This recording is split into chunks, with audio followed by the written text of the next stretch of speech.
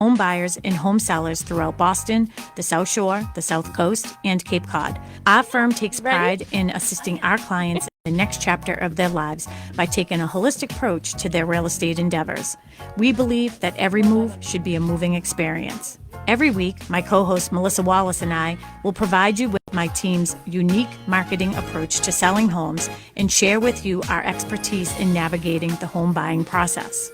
We value the experience of our agents at Boston Connect Real Estate so much that not only will you hear my perspective on real estate topics, occasionally you will hear the expert thoughts and opinions of our experienced agents at Boston Connect Real Estate. Be a part of our roundtable. If you have any questions during the show, please call 781-837-4900. We love to talk real estate. Follow us on Facebook, Instagram, and wherever you like to listen to podcasts at Talk Real Estate Roundtable. If you would like a one-on-one consultation with me and my team to discuss your real estate needs, you can connect with me at bostonconnect.com or 781-826-8000. Now, sit back, relax, take good notes, and let's talk real estate. And hello to all my South Shore neighbors. You are listening to Talk Real Estate Roundtable. I am your host, Melissa Wallace, and I am joined by my lovely co-host tonight, Sue Bollinger. Hello, Melissa. Hello.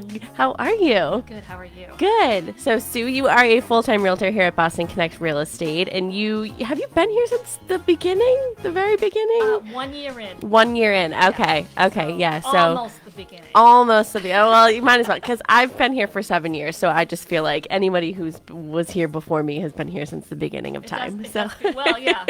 Yeah. There's a few of us. There are. I just had Ginny on, was it last week? Yeah, Ginny Wandell, full-time realtor here at Boston Connect Real Estate as well. She joined me last week, but now I got you. Yay. Yeah, I've sort of been promoting the show as like Tuesdays we're taking a different approach now. Like I'm going to have a lot of our agents on the show with me on Tuesdays and just sort of give another perspective, another, input on what's going on with real estate really. But Sharon and I are still doing the show on Saturdays, but we are live on Facebook. So if you if you follow Boston Connect Real Estate, we are live. Sharon's here too. She's in the other room. She's waving goodbye, but she's leaving it up to us to run the ship tonight. But you have done the show before. I have. But I'm going to give you an opportunity to reintroduce yourself to all of our listeners. Okay? Go ahead. Do that right now? I do. Sue Bollinger, a full-time realtor here at Boston Connect. I've been selling real estate for about 20 years. Yeah. So I do a good mix of both buyer and seller agency, and I do a lot of rentals as well. Yeah. But mostly buyer and seller agency. And so what else? You live in Pembroke? I live in Pembroke, and I raised my family in Pembroke. Yeah. I have 3 kids that have gone off to college, and then one's still in high school. One's still I know, little Taya. Taya, yeah. Yeah, and she works with me too, so. Yes, she does. Yeah, I rope her in, and then she's going to be working on our holiday festival here at Boston Connect Real Estate when we do the pictures with Santa. Yeah. She worked it last year, and she loved it. She read to the kids downstairs in the Candyland basement. I think it was last week. She was like, "Oh, I'm really hoping I can work." I go, "Yes, you can definitely work. I'm not we sure need she you." has much of a choice. Yeah, she doesn't. Yeah, well, I didn't think I let her think that she had a choice, Right. or I let her think that we really want you, which we do. Yes. But I'm like, I know your mother's gonna make you do it anyway, so. And we'll talk about that towards the end of the show because I want to give as much time as possible to our topic tonight. Yes. And it's funny that so I think Julia. Who is our administrative coordinator here at Boston Connect Real Estate, was the one who sort of asked you what you wanted to talk about. Yes. So you did sign up for doing the show with me a couple months ago.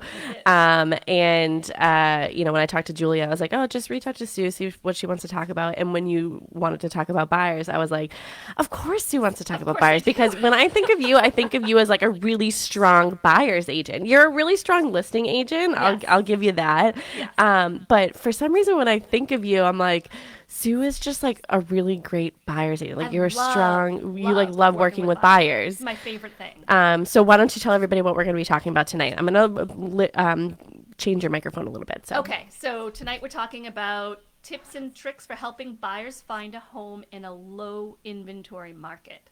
Because it is a really crazy low inventory market right now. It's like all the surrounding towns have no inventory.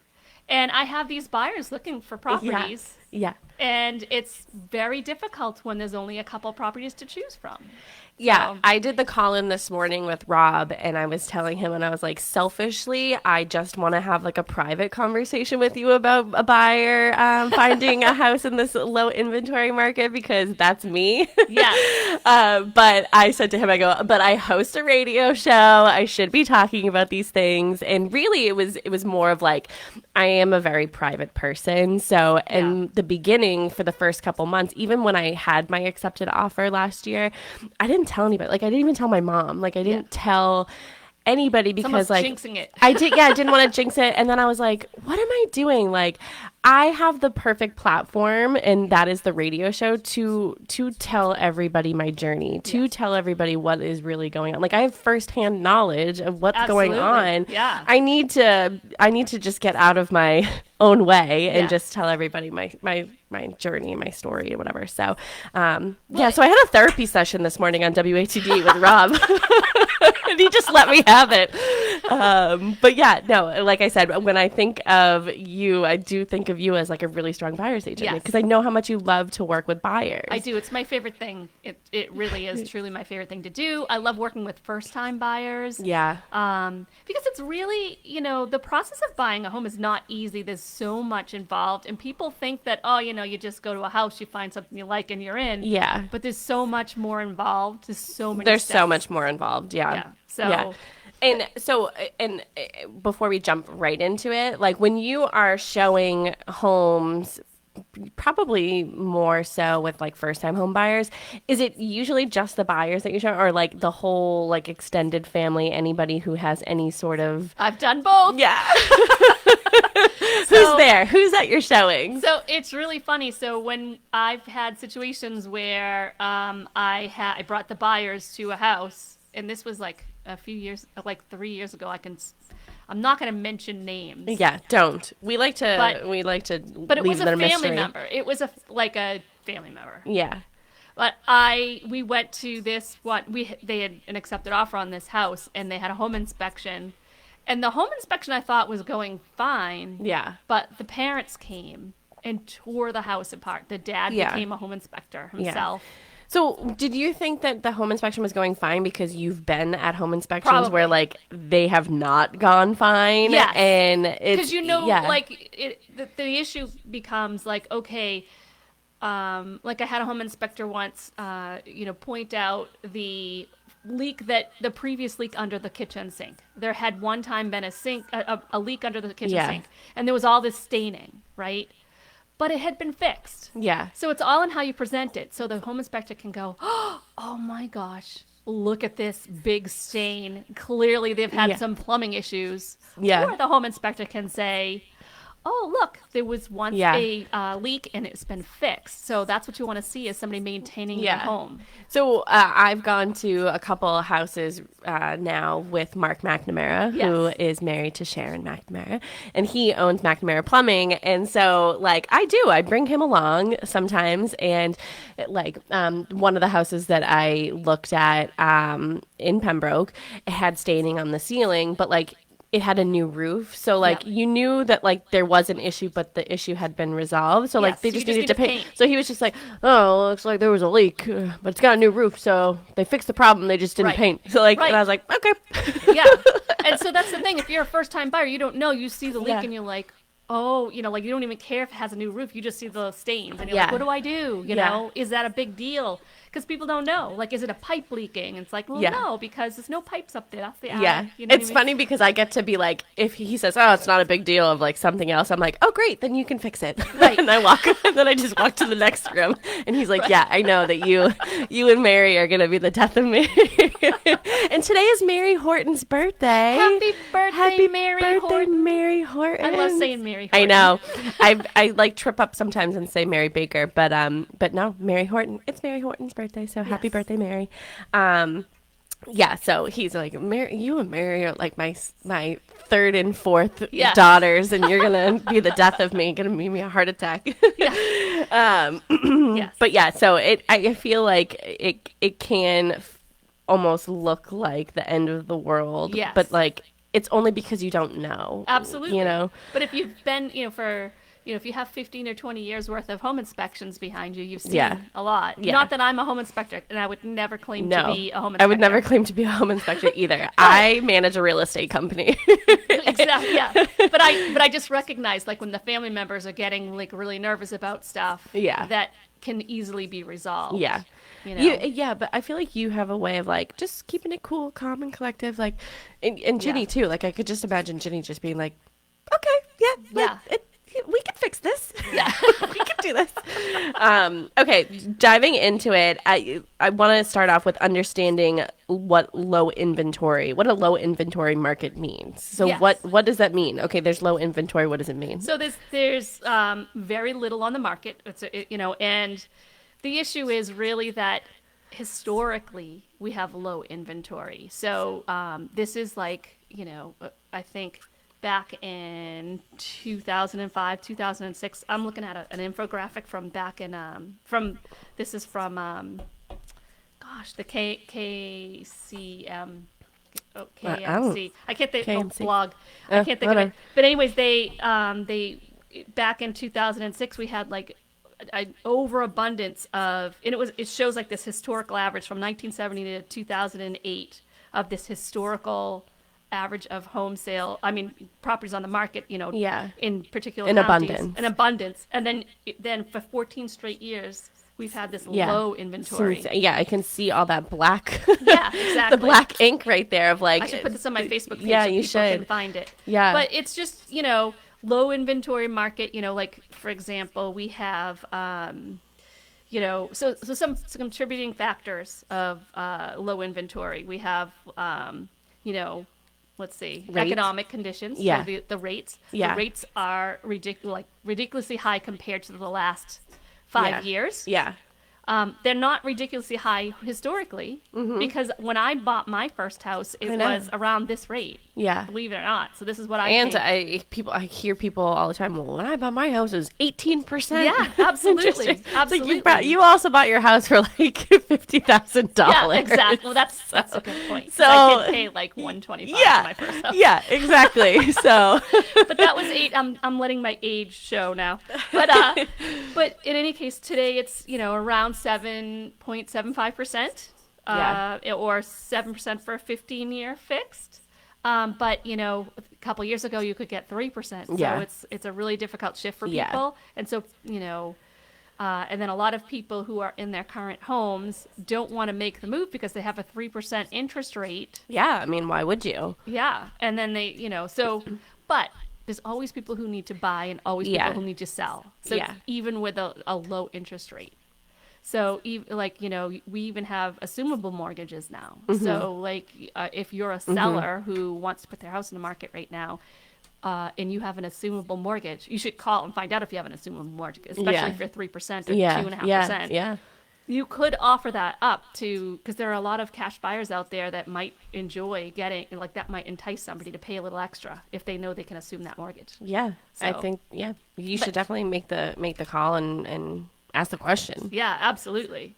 But, right now in, Pembroke, we have 7 single-family homes On for the sale market. on the market Yeah. and 1 condo. Yeah. So, It's that's insane. so ridiculously low. Yeah. Hanson's 8, Halifax is 9, Hanover is 9. But Marshfield wins It's the 26. Why? Is that new construction? Or It must be. I don't know. It's an anomaly for this market Yeah. because no other surrounding town has that many listings. I don't Yeah. even think Plymouth does. Yeah. But so 26 single family homes, and then the condo inventory is very low as well.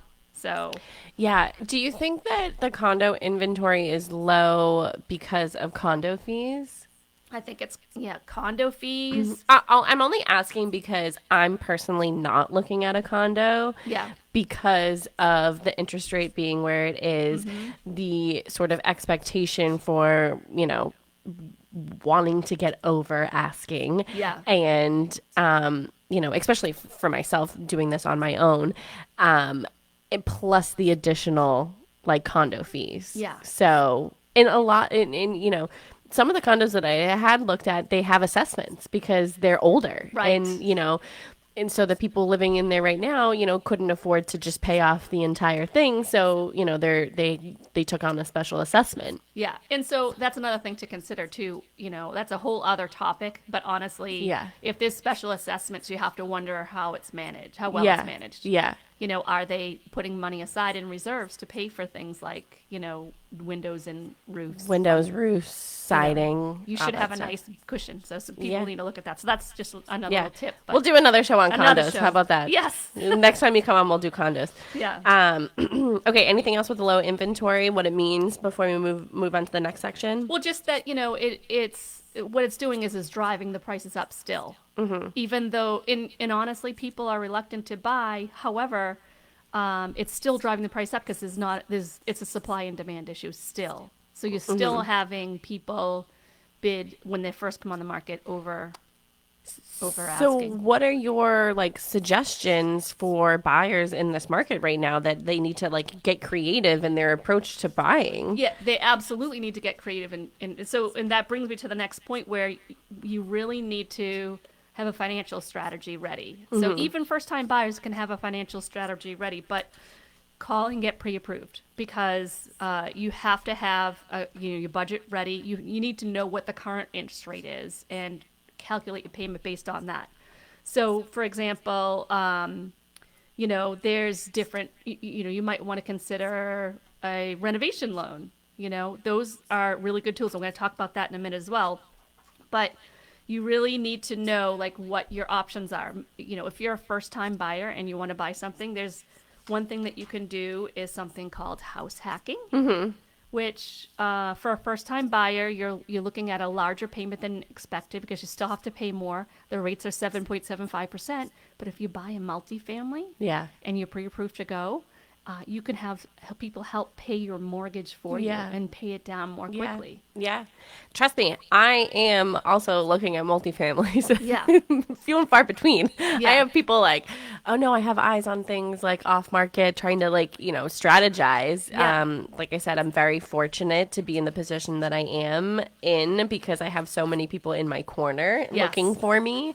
But it's tough. Yes, it It's is. tough. It's really difficult right now. Yeah. So if you can find a situation, sometimes you're pre-approved for more when Yeah. you are buying a multifamily. Yeah. So it gives you a little bit more buying I power. was surprised when I met with Jasmine and she was like, "Oh, multifamily." And I'm like, "What?" Yeah. Someone would give me that much money. Yeah, you just have to, I was like, "Oh, okay." absolutely.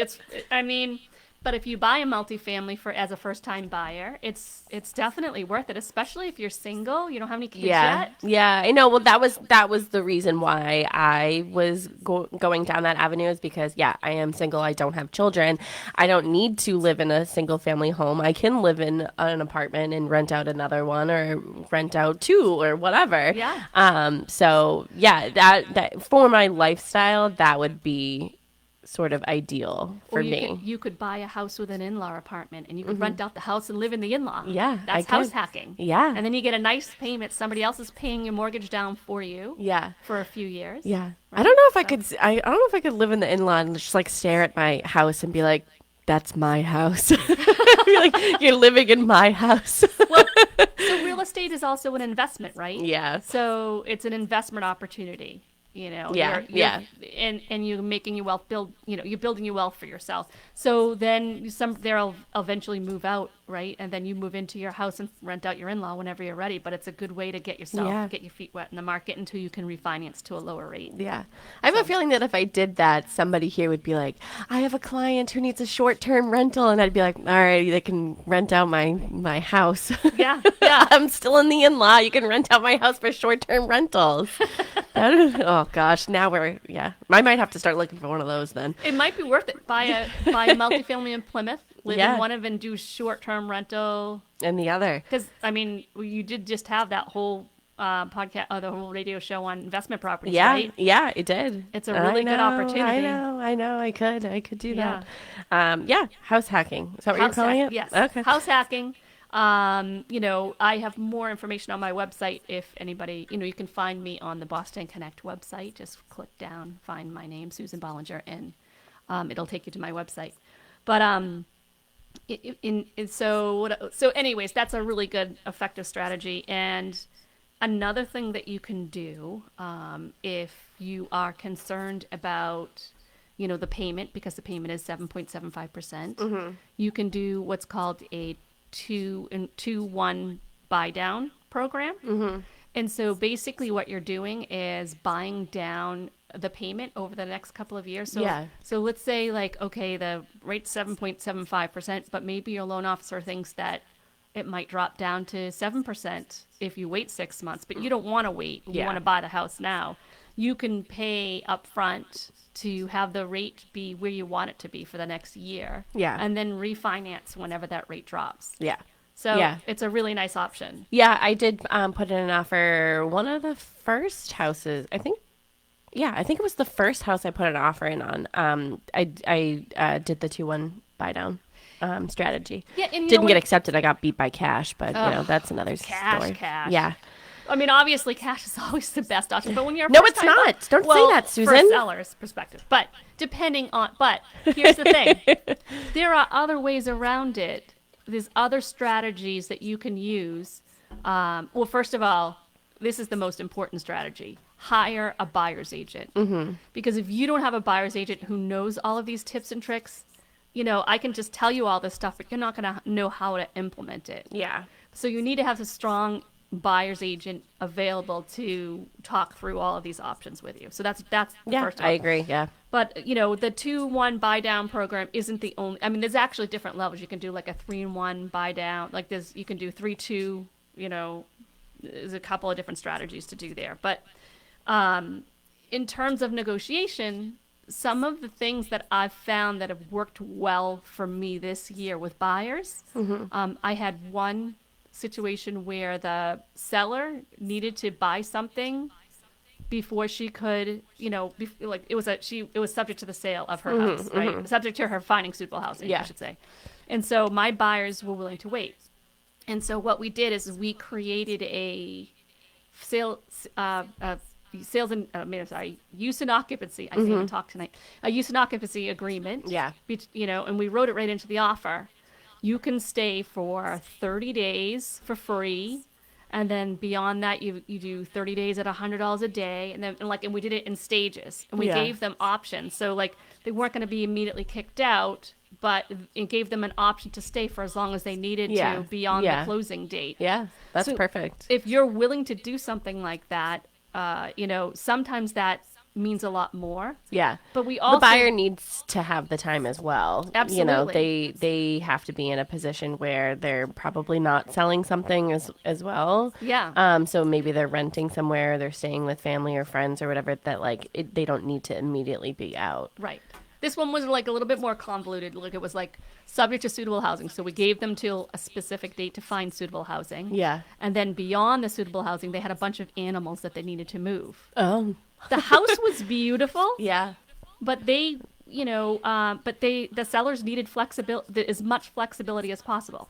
So if you can find a situation where the seller is looking for flexibility, and there's a lot of that out there, a first-time buyer can really usually do that. Hone in on that. So it worked out really well, and now they're actually in the house because it gave lots of flexibility for the seller. Yeah. I mean, as a buyer, I'm representing myself when I put in my offers, but I'm always asking, what are the sellers looking for? What's most important to the sellers? Because yes, I'm sure they want to get as much money as possible, but it's also the terms. So it's somebody who's going to give them a lot of time. Because I've put in offers on vacant homes where I'm oh, they probably want to get rid of this pretty fast. And no, they want time. So you don't assume that they want, maybe it's an estate sale. This last time, they were going through some personal things with this last one that I put in. So I was ready to do a 2-week close, but they needed longer time to deal with other things. So I'm okay, I'll do, a 30-day close, and I could close whenever you want. Obviously there needs to be some sort of an end cap with, it being towards the end of the year. And I'm Yeah. just like, okay, can I get into it now? Yeah, I always ask, what are the sellers looking for? Because it's not always the money. Right. It's I've seen it because I work with Sharon and I see all of her offers that come in, and I do the spreadsheets for her, and we sort of work through all these offers together, and it's not always the one that has the most true. money. It's like, okay, they need time. This one's waiving a home inspection. This one's waiving this, or this one's doing that, or offering that. Like, it's not always top dollar. Absolutely.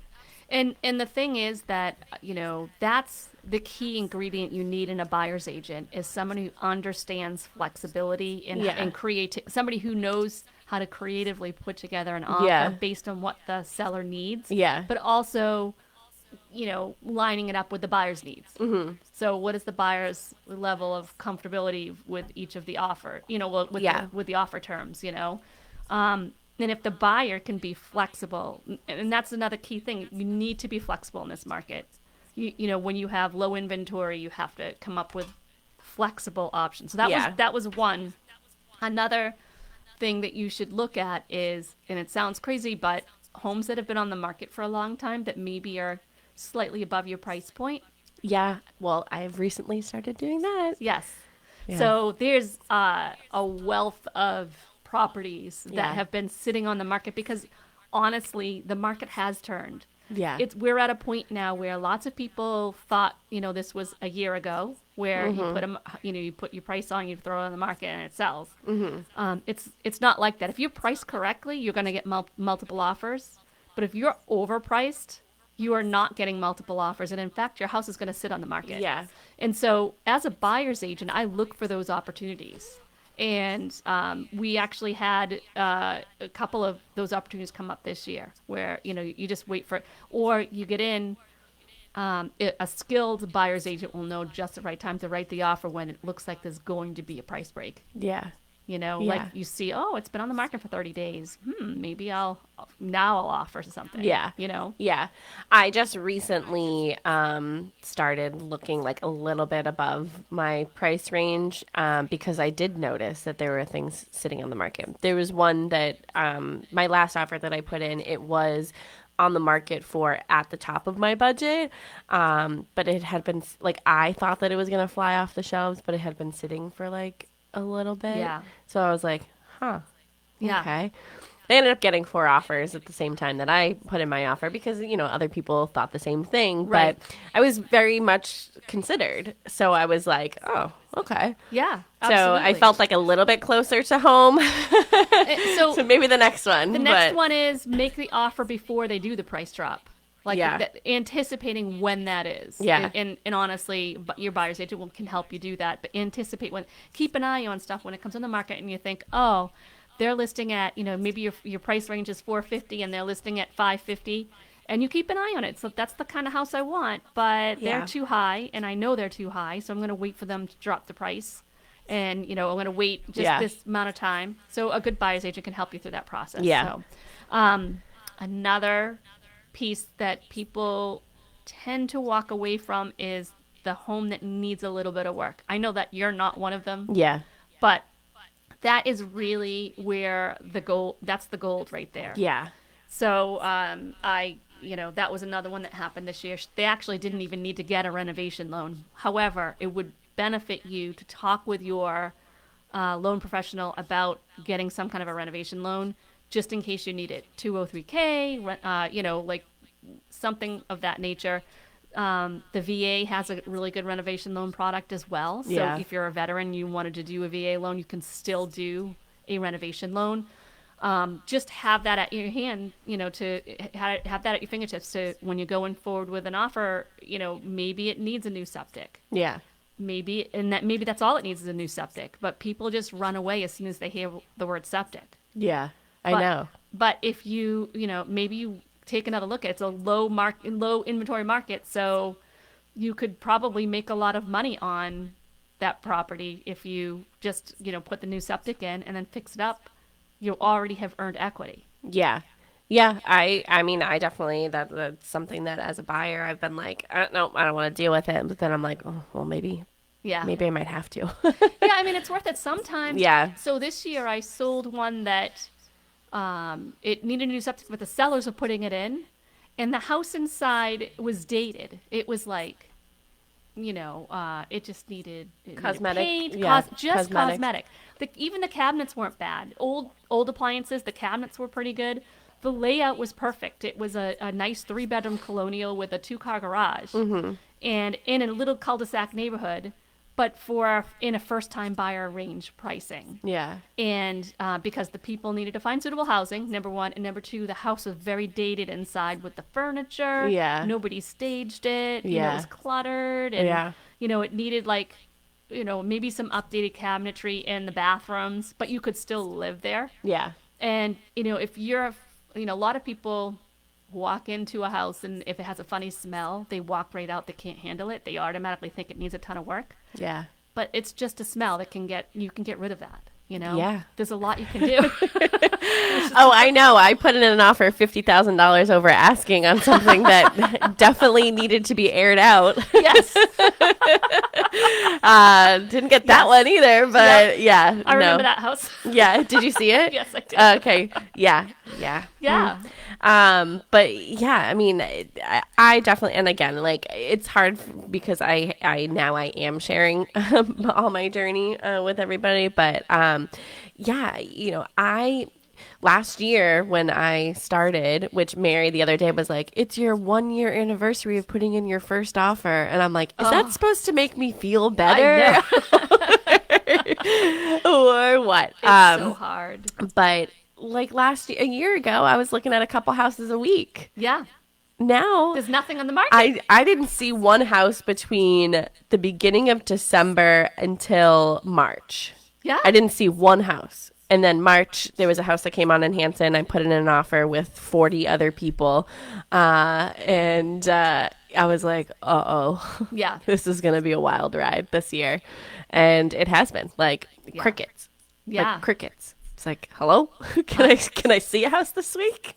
It is really crazy. Not a lot of stuff coming on. People are afraid to list, and we have to really get to the bottom of that. But we still have strategies. Yeah. We do have strategies. If you want to ask a question to Sue or myself, make a comment, whatever, you can call into the studio, 781-837-4900. We are ready to take your call. Absolutely. Would love to answer any questions. All right, strategies. All right. So You got any? Yeah. Because I need some. So that I think, the home renovation one is really important. Like a lot of people will walk into, like I said about the smells, like I've had people say, oh yeah, I don't mind fixing up a house at all. I can do a couple of things, and then they go in and they smell it and they can't handle it. But that's a really big one. And so, definitely look into the financing piece. Definitely look into, make sure you're pre-approved before you start going out looking at houses. Yeah. Because you don't know what you don't know. Yeah, you really don't. Yeah. I mean, it's definitely your first step, reach out to an agent, because we have people that in our back pocket where we're like, oh, yep, this is the person that you should use. These are 3 people that you should use. Yeah. We have that. So it's almost like we're the hub. It's like we are the hub of the information. If you're watching us on Facebook, I have fists up. I'm not trying to fight Sue. I'm like, give me your strategies. We're like the hub of the information, and like we have all these people. So I'm like, I'm putting my fingers up. It's like, oh, here's 10 people in my back pocket. Yeah, we have a caller. We do. Yes, Teresa from Marshfield. Hello, Teresa from Marshfield. How are you? I'm good. Great. Love your show. Oh, thank you so much. Thanks for listening. What's his name? Do you know? So, I have a house that I'm selling, and it has a couple of things you talked about that people could use to make their mortgage payments. Oh, that sounds interesting. Now, one thing is it has a horse barn with 3 stalls, and you could rent out the stalls instead of having like an in-law or This guy here. tenants or something, you could have horses. That's actually a really good point. So if somebody is, first of all, you have to be an animal lover if you have a horse barn, of course. But we have a lot of people looking for sort of that sort of setup. And if you can rent out the horse stalls, right? Is your house currently on the market? I just put it on the market this past weekend. I just had open house. Oh, And nice. the other thing is my house needs some work. There's some deferred maintenance, so somebody could, do that and flip this house and make a lot of money. Nice. Yeah. Well, we wish you the best of luck finding a buyer for your house. But yeah, Absolutely. definitely, that is a sort of a great idea to rent out those stalls. Yeah, absolutely. Another house hacking tip right there. Another house hacking tip. Look at you, Teresa. Renting out barn stalls. I like that. But yeah, it's a really good point, and I think also, looking at houses that need a little extra is key. And Yeah, I think gone are the days of like everyone trying to find the HGTV house. Like they just don't exist. Right, Like, exactly. Yeah. And my house would also be perfect for like Airbnb. Oh, okay. Wow. Yeah.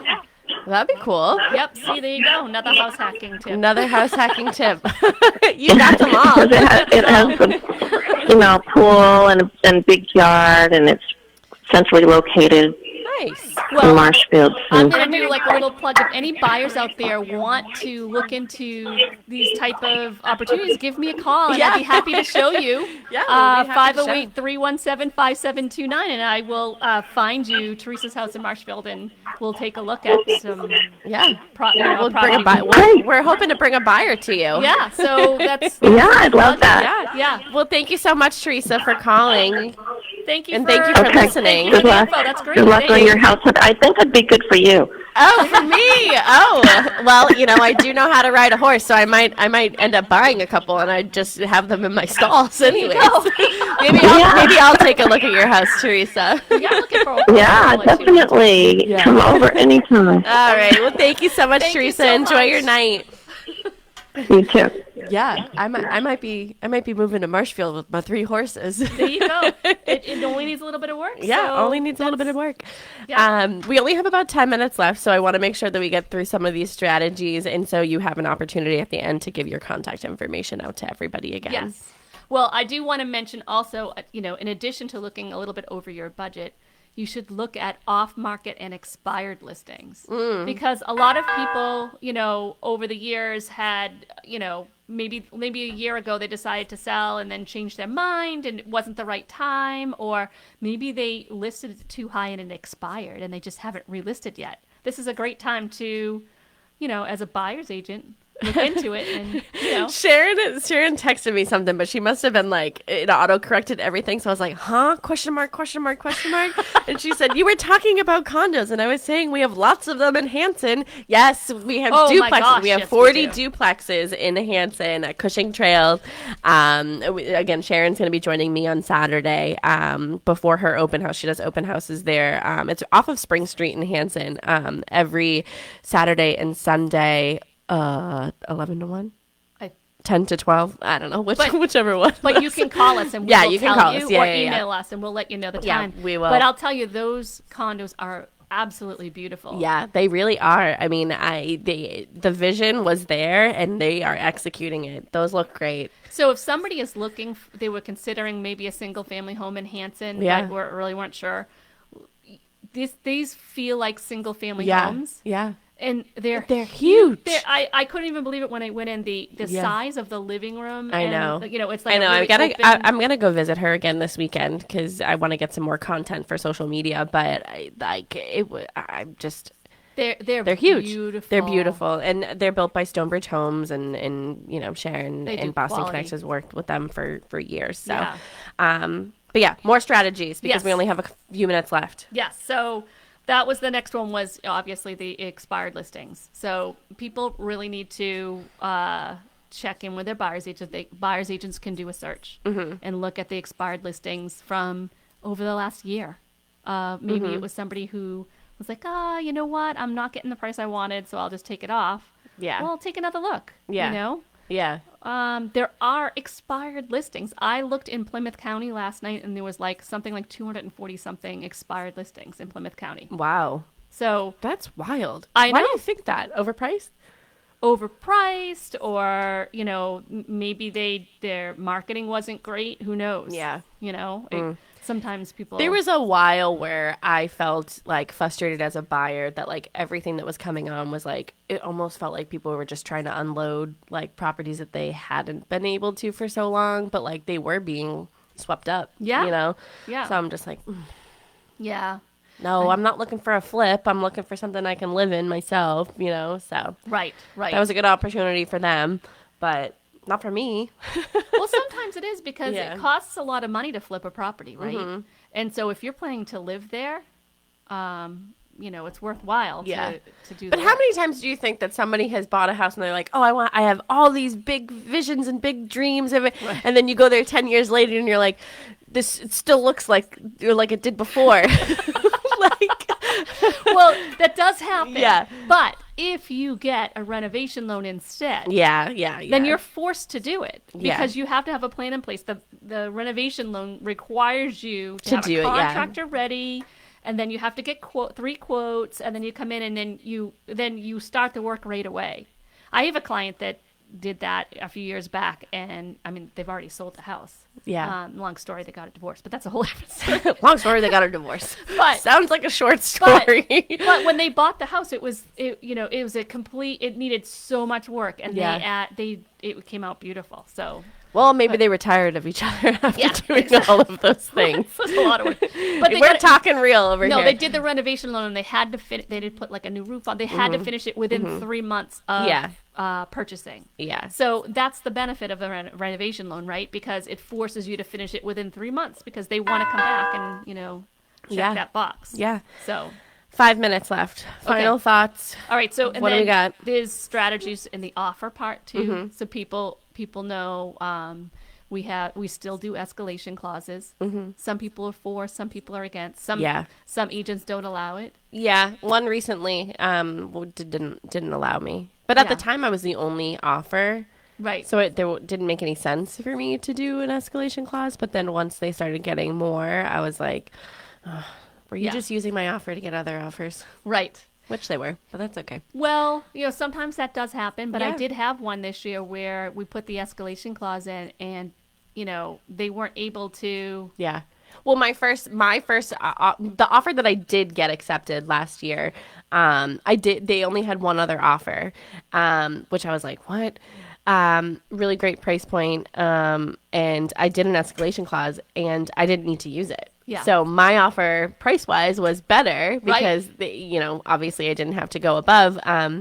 I did end up walking away because it needed like $30,000 worth of work like immediately because the whole thing was rotted, but that's okay.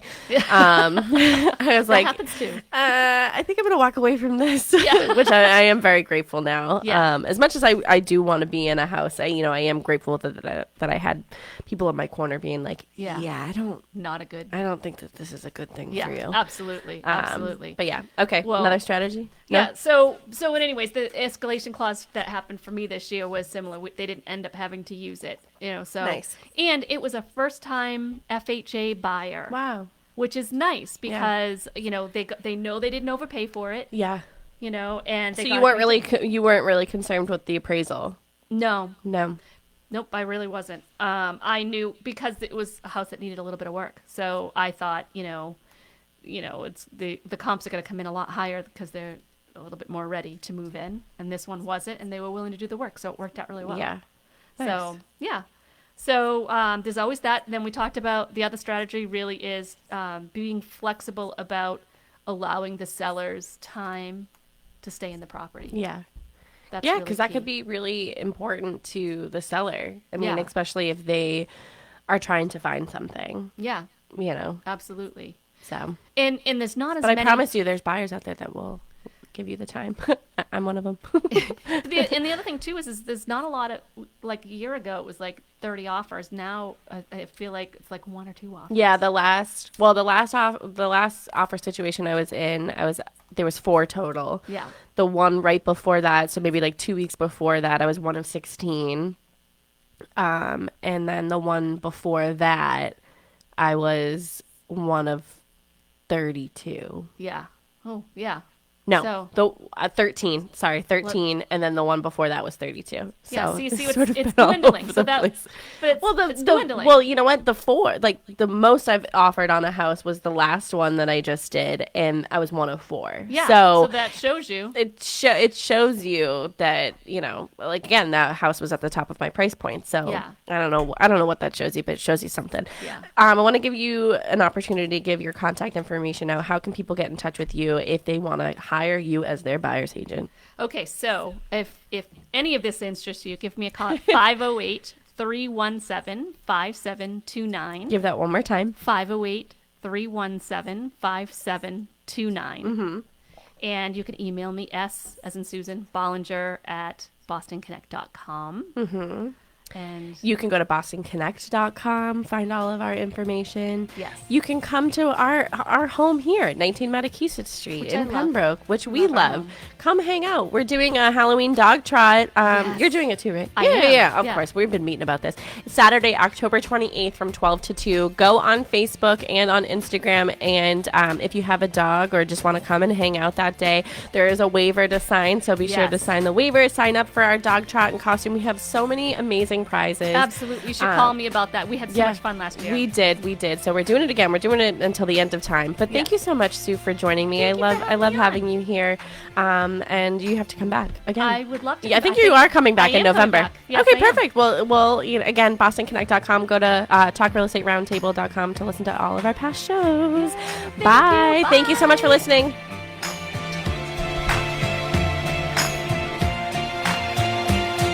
Oh, you need to get some earbuds. WATD FM Marshfield, WBMS Brockton. The South Shore's first choice for live team coverage of breaking news, emergency